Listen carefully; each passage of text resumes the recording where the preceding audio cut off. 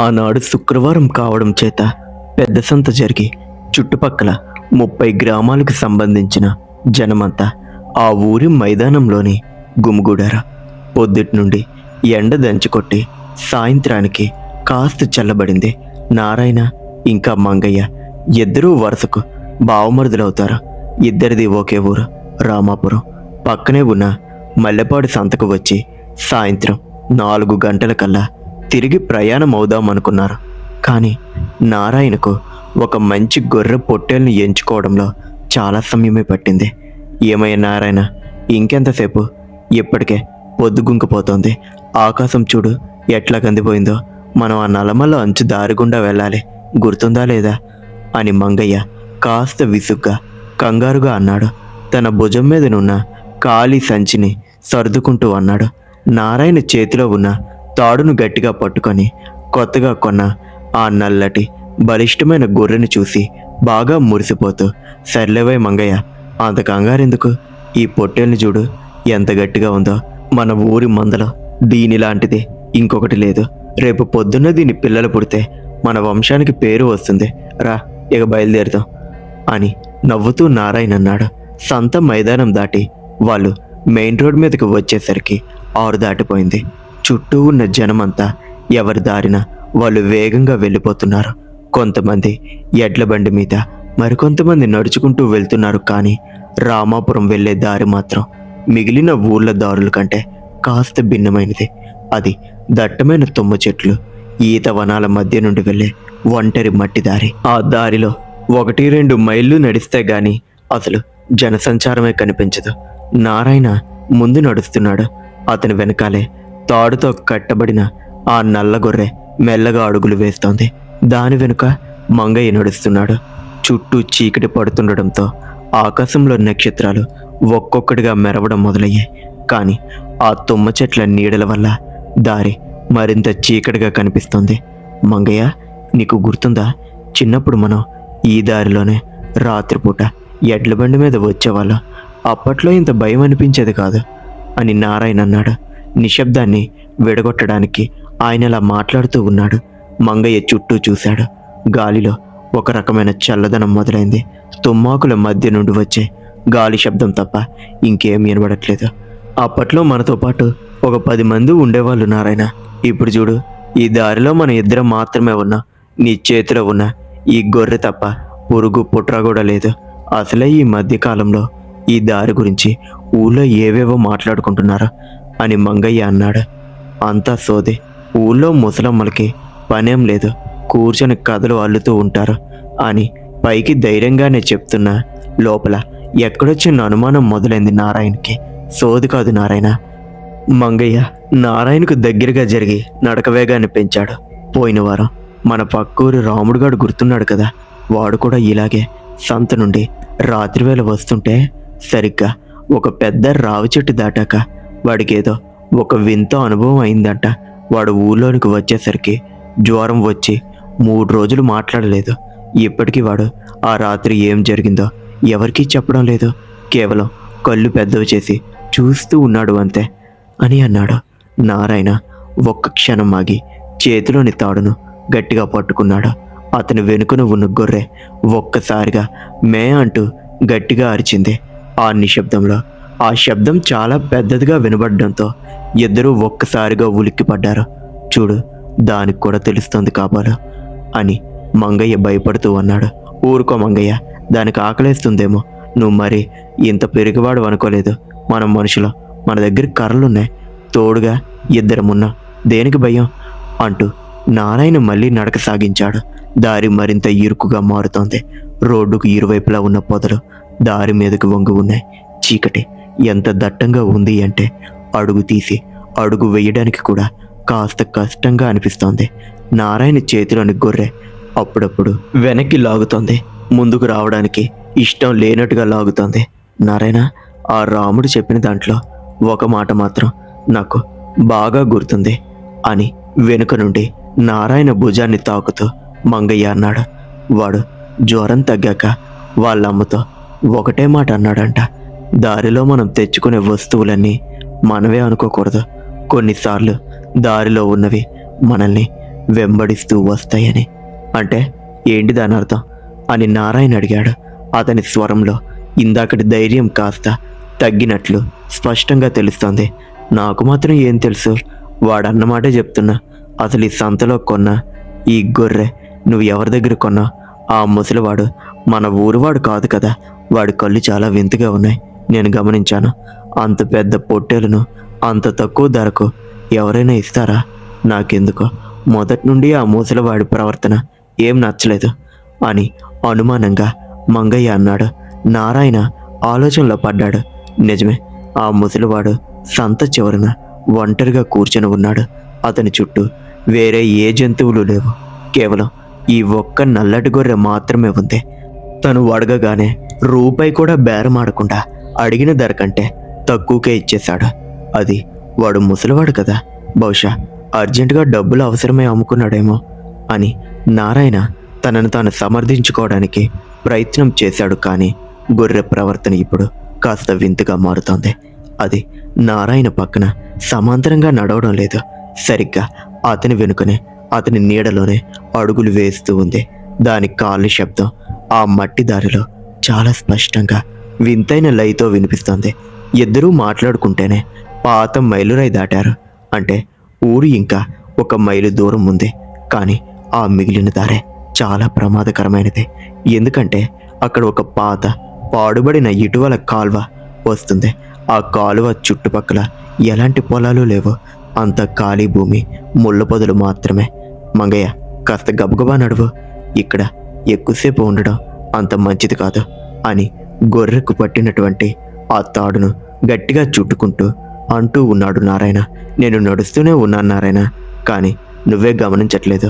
నీ వెనుకన ఉన్న ఆ గొర్రె బరువు పెరిగినట్టు అనిపించట్లేదు నీకు? దాని అడుగుల శబ్దం చూడు, ఇందాకటి కంటే చాలా బరువుగా పడుతున్నాయి అని గొర్రె కాళ్ళ వైపు చూస్తూ మంగయ్య అన్నాడు. నారాయణ వెనక్కి తిరిగి చూశాడు. చీకట్లో గొర్రె ఆకారం మాత్రమే కనిపిస్తుంది. దాని కళ్ళు నక్షత్రాల వెలుతురులో కాస్త మెరుస్తున్నట్టు అనిపించాయి. నారాయణ చేతికి కట్టిన తాడు నిజంగానే కాస్త బిగుతుగా బరువుగా అనిపించింది. కానీ అతను దాన్ని పైకి ఒప్పుకోలేదు. నువ్వు మరీ ఊహించుకోకు మంగయ్య, నడవడం వల్ల మన చేతులు కాళ్ళు అలసిపోయి అలా అనిపిస్తుంది అంతే. రా, ఆ కాలువ దాటేస్తే ఊరి పొలిమేరలు వచ్చేస్తాయి అని అన్నాడు. కానీ ఆ ఆందోళన ఇద్దరిలోనూ స్పష్టంగా ఉంది. వాళ్ళు మాట్లాడుకునే విషయాలు, చుట్టూ ఉన్న నిశ్శబ్దం, ఒంటరి దారి అన్నీ కలిసి వాళ్ళ గుండెల్లో ఒక తెలియని అలజడిని రేపుతున్నాయి. ఎలాంటి భయానక రూపం కనిపించకపోయినా కేవలం ఆ వాతావరణం మరియు వాళ్ళ మాటల వల్లే ఆ దారి చాలా భయంకరంగా మారుతోంది. వాళ్ళు కాలువ వంతెన వైపు అడుగులు వేస్తుండగా గాలి ఒక్కసారిగా ఆగింది. చుట్టూ ఉన్న తుమ్మాకులు కూడా కదలడం లేదు. కేవలం వాళ్ళిద్దరి శ్వాస శబ్దం, ఆ గొర్రె అడుగుల శబ్దం మాత్రమే ఆ రాత్రిలో ప్రతిధ్వనిస్తూ ఉన్నాయి. వంతెన ఇరుకైన రాతి కట్టడం, కింద కాలువలో నీళ్లు లేవు, ఒట్టి ఎండిపోయిన ఇసుక, ముళ్ళపొదలు మాత్రమే ఉన్నాయి. చీకట్లో ఆ కాలువ లోతు ఒక పెద్ద లోయలా కనిపిస్తోంది. నారాయణ, కాస్త వేగంగా నడువు, ఈ వంతెన వేగంగా దాటేద్దాం అని అన్నాడు మంగయ్య. అతని గొంతులో వణుకు ఇప్పుడు స్పష్టంగా బయటపడుతోంది. చేతిలో ఉన్న కర్రను మరింత గట్టిగా పట్టుకున్నాడు నారాయణ. తల ఊపి ముందడుగు వేశాడు. చేతిలోని తాడును గట్టిగా లాగాడు. గొర్రె వంతెన ఎక్కడానికి కాస్త మారం చేసింది. దాని కాళ్ళు వెనక్కి లాగుతున్నాయి. సాధారణంగా జంతువులకు మనుషుల కంటే ముందే ఏదో ప్రమాదం పొంచి ఉందనే విషయం తెలుస్తుందని అందరూ అంటారు. ఆ గొర్రె ప్రవర్తన చూస్తుంటే ఇప్పుడు అదే నిజమనిపిస్తోంది. అది వంతెన వైపు చూడకుండా కిందకి తలదించుకొని వెనకడుగు వేయడానికి ప్రయత్నిస్తోంది. రా, పోదాం పదా అంటూ నారాయణ తాడును బలవంతంగా లాగాడు. గొర్రె కాళ్ళు వంతెన రాళ్ల మీద ఘర్షణ పడుతూ ముందడుగు వేశాయి. సరిగ్గా వంతెన మధ్యలోనికి వచ్చేసరికి నారాయణకు చేతిలోని తాడు ఒక్కసారిగా చేతులు ఊడిపోయేంత బరువుగా అనిపించింది. ఎవరో వెనుక నుండి గొర్రెను గట్టిగా వెనక్కి లాగుతున్నట్టు తాడు బిగుసుకుపోయింది. ఏమైంది నారాయణ అని మంగయ్య కంగారుగా అడిగాడు. ఏదో గొర్రెను వెనక్కి లాగుతుంది మంగయ్య, అస్సలు రావడం లేదు అంటూ నారాయణ 2 చేతులతో తాడును పట్టుకొని ముందుకు వంగాడు. కానీ అది గొర్రె చేస్తున్న మారం కాదు. నారాయణ వెనక్కి తిరిగి చూశాడు. మంగయ్య కూడా తన చేతిలోని లాంతరు వెలుతురును గొర్రె వైపు తిప్పాడు. ఆ మసక వెలుతురులో వాళ్ళు చూసినటువంటి ఆ దృశ్యానికి ఇద్దరి గుండెలు ఒక్క క్షణం కొట్టుకోవడం ఆగిపోయినంత పనైంది. గొర్రె సాధారణంగానే ఉంది. అది భయంతో విలవిలలాడుతూ ముందుకు రావాలని చూస్తోంది. కానీ వంతెనెక్కింది చీకటి కాలువ లోపల నుండి ఒక పొడవాటి నల్లటి చెయ్యి పైకి వచ్చింది. ఆ చెయ్యి చర్మం నల్లగా కాలిపోయినట్టు గోర్లు విపరీతంగా పెరిగి ఉన్నాయి. ఆ భయంకరమైన నల్లటి చెయ్యి గొర్రె వెనుక కాలును గట్టిగా పట్టుకొని కిందకి ఆ చీకటి కాలువ లోపలికి లాగడానికి ప్రయత్నిస్తోంది. మంగయ్య, కత్తి, కర్రతో కొట్టు, దాన్ని కొట్టు అని నారాయణ గట్టిగా అరిచాడు. భయంతో అతని ముఖంలోని రక్తమంతా గడ్డకట్టుకుపోయింది. మంగయ్యకు నోట మాట రాలేదు. కానీ ప్రాణభయం మనిషితో ఏదైనా చేయిస్తుంది. వాడు కళ్ళు మూసుకొని తన చేతిలో ఉన్న లావుపాటి కర్రతో ఆ నల్లటి చేతి మీద గట్టిగా బాదాడు. అంతే, మంగయ్య కొట్టిన దెబ్బకు ఆ కాలువ లోపల నుండి మనుషులది కాని ఒక వింతైన ఈల వేసినట్టు ఉండే మూలుగు శబ్దం వినిపించింది. ఆ దెబ్బకు ఆ నల్లటి చెయ్యి గొర్రె కాలును వదిలేసింది. వదిలిన మరుక్షణమే నారాయణ, మంగయ్య ఇద్దరూ కలిసి గొర్రెను ముందుకు లాక్కుంటూ వంతెన దాటి అవతలకు ఉరికారు. గొర్రె కూడా ప్రాణభయంతో వాళ్ళతో పాటు పరిగెత్తింది. వంతెన దాటాక వాళ్ళు ఆగలేదు. ఊపిరి సలపనట్టు పరిగెడుతూనే ఉన్నారు. గుండెలు గొంతులోనికి వచ్చేస్తున్నాయి. నారాయణ చేతిలో తాడు ఉంది. గొర్రె పరిగెడుతోంది. వెనుక మంగయ్య లాంతర పట్టుకొని వస్తూ ఉన్నాడు. ఆ లాంతర వెలుతురు చీకట్లో ఇరువైపులా ఉన్న చెట్ల మీద పడుతూ వింత వింత ఆకారాలు సృష్టిస్తోంది. మంగయ్య, చూసావా, అది మనిషి కాదు అని నారాయణ పరిగెడుతూనే రొప్పుతూ అన్నాడు. మాట్లాడక నారాయణ, వెనక్కి చూడకు, పరుగుతి, ఊరు ఇంకొంచెమే ఉంది అని మంగయ్య అరిచాడు. కానీ ఆ భయం అక్కడితో వదలలేదు. వాళ్ళు ఊరి పొలిమేరల్లో ఉండే దట్టమైన ఈతవనం దారిలోనికి ప్రవేశించారు. ఆ దారి ఇంకా ఇరికైనది. ఇరువైపులా పెద్ద పెద్ద ఈత చెట్లు చీకటి గొడుగుల్లా కప్పేసి ఉంటాయి. సరిగ్గా ఆ దారి మధ్యలోనికి వచ్చేసరికి వాళ్ళకి కొద్ది గజాల దూరంలో దారికి అడ్డంగా ఏదో నల్లటి ఆకారం నేల మీద పడి ఉన్నట్టు కనిపించింది. నారాయణ పరుగు ఆపేశాడు. అతనితో పాటు మంగయ్య, గొర్రె కూడా ఆగిపోయాయి. మంగయ్య వణుకుతున్న చేతులతో లాంతర్ను పైకెత్తి ముందుకు చూపించాడు. అక్కడ మట్టి రోడ్డు మీద ఒక ఆకారం ఉంది. అది మనిషిలా నిలబడడం లేదు. 4 కాళ్ళు ఉన్నట్టుగా, అంటే చేతులు, కాళ్ళు రెండు నేల మీదకి ఆనించి ఒక పెద్ద సాలీడులాగా లేదా ఏదో వింతైన ఒక భయంకరమైన జీవిలాగా నేల మీద పాకుతోంది. దాని శరీరం మొత్తం కుళ్ళిపోయిన నల్లటి గుడ్డలు కప్పబడి ఉన్నాయి. తల వింతగా పక్కకు వంగి ఉంది. ముఖం సరిగ్గా కనిపించడం లేదు. కానీ ఆ చీకట్లో దాని కళ్ళు మాత్రం ఎర్రగా మెరుస్తున్నాయి. అది నేల మీద పాకుతూ చాలా వేగంగా వాళ్ళ వైపు వస్తూ ఉంది. అది నడుస్తున్నప్పుడు ఎముకలు విరుగుతున్నట్టు స్పష్టంగా వినిపిస్తోంది. అమ్మో, అది భయంకరమైన దయ్యం అని మంగయ్య చేతిలోని లాంతర్ను కింద పడేశాడు. అది పగిలిపోవడంతో ఆ నూనె అంతా నేల మీద పడి చిన్నగా మంటలు చెలరేగి వెంటనే ఆరిపోయాయి. ఇప్పుడు చుట్టూ కేవలం నక్షత్రాల మసక వెలుతురు మాత్రమే ఉంది. ఆ పాకుతున్న నల్లటి ఆకారం వింత వింతగా నవ్వుతూ నోటి నుండి రక్తం లాంటి ద్రవాన్ని కారుస్తూ వాళ్ళ వైపు దూసుకురాసాగింది. ఆ దృశ్యం చూశాక నారాయణకు, మంగయ్యకు గొర్రెను కాపాడుకోవాలనే ఆలోచన పూర్తిగా పోయింది. ప్రాణాలు దక్కించుకుంటే చాలు అనుకున్నారు. నారాయణ చేతిలోని తాడును వదిలేశాడు. మంగయ్య, పరిగెత్తు అని అరుస్తూ ఇద్దరూ దారి పక్కన ఉన్న ముళ్ళ పొదలను కూడా లెక్క చేయకుండా ఊరి వైపు లబోదిబోమంటూ పరుగు లంఘించారు. వాళ్ళు వెనక్కి తిరిగి చూసినప్పుడు ఆ భయంకరమైన నల్లటి ఆకారం గొర్రె మీద పడడం కనిపించింది. గొర్రె భయంతో గట్టిగా అరిచింది. కానీ ఆ ఆకారం గొర్రెను తన నల్లటి చేతులతో గట్టిగా పట్టుకొని రోడ్డు పక్కన ఉన్న దట్టమైన అడవి లోపలికి ఈడ్చుకుంటూ వెళ్ళిపోయింది. ఆ చీకటి పొదల్లో గొర్రె అరుపులు క్రమంగా తగ్గిపోయాయి. పూర్తిగా నిశ్శబ్దం ఆవరించింది. నారాయణ, మంగయ్య ఇద్దరూ వెనక్కి తిరిగి చూడకుండా కాళ్ళకు చెప్పులు ఊడిపోయినా సరే, ముళ్ళు గుచ్చుకుంటున్నా సరే అలానే పరిగెత్తారు. ఊరి మొదటి ఇల్లు కనిపించగానే వాళ్ళకు ప్రాణం లేచి వచ్చినట్టయింది.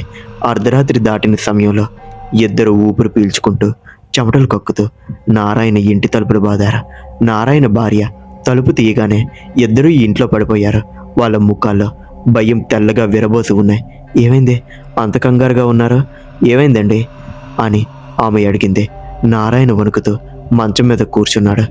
ఏం లేదు, ఓ గొర్రెను కొన్నాము, గొర్రె తప్పిపోయింది, ఇంకేం అడగకు, దయచేసి మాకు కాస్త నీళ్ళివ్వు అని అన్నాడు.